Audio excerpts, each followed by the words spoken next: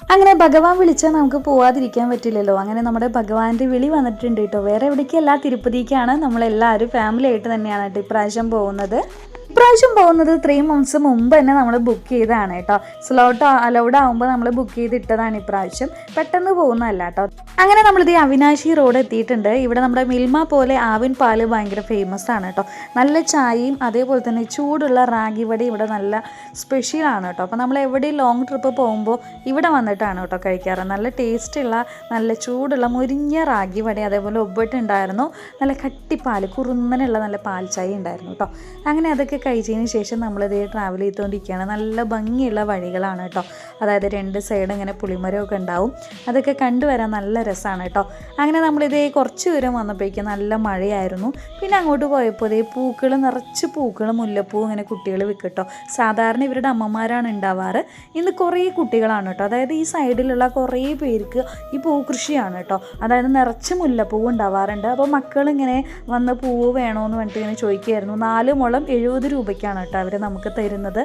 ആദ്യം വന്ന കുട്ടിയുടെ കയ്യിൽ നിന്നല്ല കേട്ടോ നമ്മൾ വാങ്ങിയത്, ഈ ഒരു കുട്ടിയുടെ കയ്യിൽ നിന്നാണ് വാങ്ങിയിട്ടുണ്ടായിരുന്നത്. അപ്പോൾ അവൾക്ക് ഭയങ്കര സങ്കടമായപ്പോൾ ഏട്ടന് 10 രൂപ കൊടുത്തിട്ട് മിഠായി വാങ്ങി കഴിച്ചോട്ടോ എന്ന് പറഞ്ഞു കേട്ടോ. പക്ഷേ എല്ലാവരുടേതും പൂ വാങ്ങിയിട്ട് നമ്മളിപ്പോൾ ഒന്നും ചെയ്യാൻ പോകുന്നില്ലല്ലോ. അപ്പോൾ നമ്മൾ ഒരാളുടേതും മാത്രമേ വാങ്ങുള്ളൂ. കുറേ പേർക്കൊക്കെ സങ്കടമായിട്ട് ഇത്രയും പൂ വാങ്ങിയിട്ട് നമുക്ക് എന്ത് ചെയ്യാനാണ്. ഇത് തന്നെ 4 മുളം പൂ, ഇത്രയും പൂവുണ്ട് കേട്ടോ. സാധാരണ കല്യാണങ്ങൾക്കൊക്കെ വയ്ക്കുന്ന അത്രയും പൂവ് അധികം ഉണ്ടായിരുന്നു. ഇത് വെറും 70 രൂപയ്ക്കാണ് കേട്ടോ നമുക്ക് തരുന്നത്. നല്ല ഇറുക്കി കെട്ടിയിട്ട്, നമ്മുടെ നാട്ടിലൊന്നും ഇതുപോലെ മുല്ലപ്പൂവൊന്നും കിട്ടാൻ വഴിയില്ല. അങ്ങനെ നമ്മളിപ്പോൾ ആന്ധ്രാപ്രദേശിലേക്ക് കടന്നിരിക്കുകയാണ് കേട്ടോ. അപ്പോൾ ആന്ധ്രയിൽ എത്തിയിട്ടാണ് ഞങ്ങൾ ഫുഡ് കഴിക്കാൻ നിർത്തിയത്. 10:30 ആയിട്ടുണ്ടായിരുന്നു. നമ്മുടെ കണ്ണൻകുട്ടിയാണെങ്കിൽ നല്ല ഉറക്കമാണ് കേട്ടോ. ഞാൻ ഇതുപോലെ ട്രാവൽ ചെയ്യുമ്പോൾ പില്ലോ വെച്ചിട്ടുണ്ടാവും. അതായത് കയ്യിൽ ഇങ്ങനെ കിടന്നുറങ്ങുമ്പോൾ അവനൊരു സുഖം ഉണ്ടാവില്ലേ, നമ്മുടെ കൈ മൊത്തം വേനിക്കുകയും ചെയ്യും. അതുപോലെ ഇതുപോലെ ഒരു പില്ലോയിൽ അവനെ കിടത്തുകയാണ് കേട്ടോ പതിവ്. ആരെങ്കിലും ഇതുപോലെ ട്രാവലൊക്കെ ചെയ്യുമ്പോൾ ഇതുപോലെ പില്ലോ ഒക്കെ എടുത്തിട്ട് പോയിട്ട് മക്കളുടെ മടിയിൽ കിടത്താറുണ്ടെങ്കിൽ ഒന്ന് കമൻറ്റ് ചെയ്യണം. അങ്ങനെ എല്ലാവരും ഫുഡ് കഴിക്കാൻ ഹോട്ടലിലേക്ക് പോയി. ഞാനിവിടെ വണ്ടിയിൽ തന്നെയാണ് ഇരുന്നത് കേട്ടോ. അപ്പോൾ ഏട്ടൻ എനിക്ക് ഇങ്ങോട്ട് കൊണ്ടുവന്ന് തോന്നുന്നു. അതായത് റെഡിമെയ്ഡ് പൊറോട്ടയാണ്, ഇവിടെയൊന്നും അടിച്ച് തരാറില്ല പൊറോട്ട എന്ന് പറഞ്ഞു കേട്ടോ. അപ്പോൾ എന്തെങ്കിലും ആവട്ടെ, ഈ ടൈമിൽ ഇതല്ലേ കിട്ടുള്ളൂ എന്ന് പറഞ്ഞ് കഴിക്കുകയാണ്.